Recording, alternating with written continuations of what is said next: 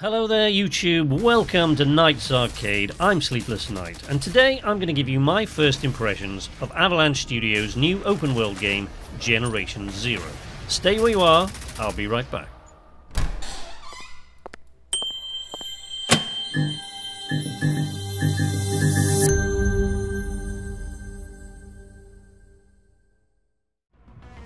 Generation Zero is an open-world survival game set in 1980s rural Sweden. For those reasons, among others I won't bore you with in a simple first impressions video, I have been looking forward to Generation Zero for quite a while. I would tell you I've been following its development progress day by day for months, but that would be moving from slight exaggeration into outright lie, so the truth is, I've looked in on it from time to time and occasionally nodded my head slowly whilst muttering positive things into my tea. But last night I finally got to play Generation Zero for about 4 hours, and I have to say that I'm not disappointed so far. I'm going to stress so far because there's a reason I call these early videos first impressions rather than reviews, and that reason has Bethesda's clumsy ass boot prints all over it. Like so many players and reviewers who jump the gun in the name of a paycheck, I occasionally change my mind about a game after having lived with it for a while and gone through its underwear drawers to see what battery operated devices it might be using as a sticky bookmark for its graphic revenge diary. There will be an ultimate review a bit further down the road, but for now, let me say, I like it.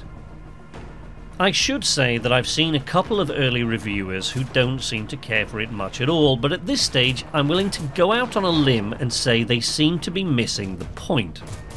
Some games suffer from early reviews for no greater reason than early reviewers simply don't have the time to get into a game for the long haul, so those games intended precisely to be slow burners are often cast aside in favour of the game which drops all the evils of the universe on your head in the first 30 seconds and doesn't really give a crap about your schedule or that of the bran muffin and coffee you consumed 2 hours before. If you're the kind of person who sees exposition as an autocorrective explosion and prefers that it happen at roughly the same speed, Generation Zero is definitely not for you. And frankly, if any of those people are still listening to this, I'm going to assume you're stuck under something heavy and can't reach your phone to switch it off. Don't worry guys, I'm sure help is on its way. Generation Zero is definitely a slow burner, and beyond a few lines of backstory over the 80s synth at the beginning of the game, my guess is it's going to be a while before I get to the bottom of what the hell happened here. Because one of the things that this game gets right, in my opinion, is the feeling of an empty world. People have come to expect their post-apocalyptic universes to be completely overrun by pale, shuffling, clumsy creatures whose brains have stopped working properly, so are keen to eat yours no matter how much you complain about it, much like the internet trolls from which they presumably evolved. And at one time this was fresh and exciting and satisfyingly gooey. But zombie survival games have become about as scarce as opinions about Brexit, and I for one am glad of the change. It's been a very common complaint in the past few months that game worlds feel empty. And while that is a perfectly legitimate complaint about most games, I think a post-apocalyptic style game should feel exactly that. Empty. You're going to have a hard time convincing me that the world ended and the population is all but extinct if your game world looks like you added 7 upside down cars and a couple of bonfires onto some stock footage of rush hour Tokyo. I want to be virtually alone. I want to wonder what the hell happened. And I want to wander the empty country with a gun, shooting at the occasional survivor or enemy who tries to stop me from finding that out. Generation Zero so far does exactly that. It's atmospheric, it's Swedish, it's 80s, and it is creepy.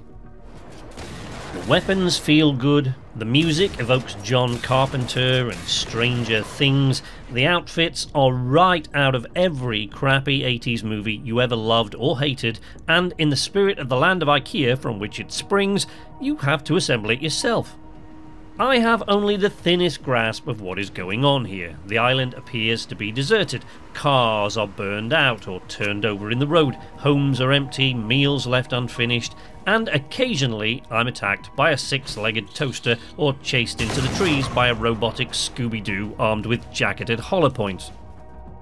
The occasional note or answering machine message gives me a rough idea where I might find more answers, but there is precious little help from the game itself, and so we soldier on into this deepening mystery. Of course, as much as I love this style of gameplay, it also holds the widest scope for potential disappointment. It's all very well leading someone blindfolded down a winding garden path, allowing their excitement to dull the pain of thorn scratches along the way, as long as it doesn't turn out that the reason you blindfolded them was so that you could make a faster escape when they turned to stab you through the heart with the fork you just gave them to shovel the cartload of horse shit that lies at the end. I'm pretty sure that metaphor died somewhere back there in the thorn bushes, but I'm just saying, if I get to the end of this and you pull some "then he woke up and it was all a dream" bullshit, you can expect it to be a while before I purchase another Avalanche game. I want to say I'm sure that won't be the case, but as much as I'm loving the journey so far, it all hinges on the eerie emptiness, some cool music, and whatever story lays behind it all, because graphically speaking, this game is on pretty thin ice. Avalanche have had a busy time of it these last few months, with the release of the visually unimpressive Just Cause 4 in December and Rage 2 coming up later in the year. It does give me an uneasy feeling that someone just turned to the gaming community and said, "Is anyone going to eat that Tupperware container full of brown stuff that's been in the back of the freezer forever? Because I don't know what it is, but I'm not taking it with us to the new house."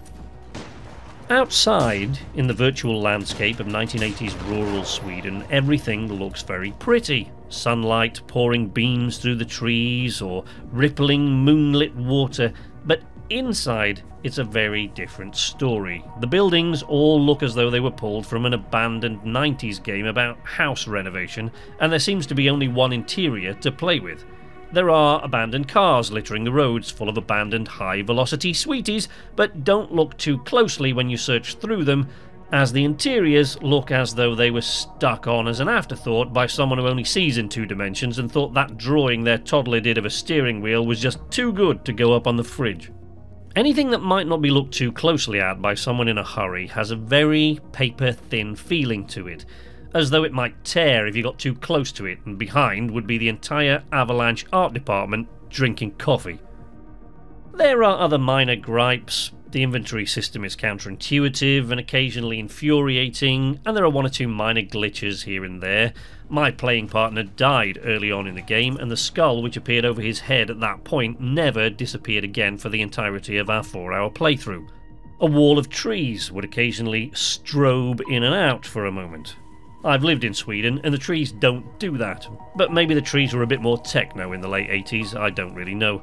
Just now and again, my buddy would do a freaky little dance. He's a fun-loving kind of guy, so occasionally the dance would be intentional, but I'm guessing shuddering back and forth in one spot like a cartoon character being electrocuted was not part of his routine, no matter how much he insists he loved the 80s. There will of course be a full-blown ultimate review of this game later on in the year, and my opinions may have changed greatly by that point, but for now, I'm content to enjoy dodging robot doggies in the eerie stillness of post-apocalyptic Sweden to the sounds of Avalanche's John Carpenter tribute band, whilst dressed as Corey Feldman from the Lost Boys. That's it for this video. You can follow me on Twitter at knights_arcade if you want to keep up with developments in 240 characters or less. If you prefer to watch me making a fool of myself in YouTube videos, leave a like, subscribe, or even leave a comment down below if you feel you have something to say. Generation Zero is available for PC, Xbox One, or PS4 if you feel like making your own mind up about it, but until next time, from Knights Arcade, this is Sleepless Night saying nighty-night.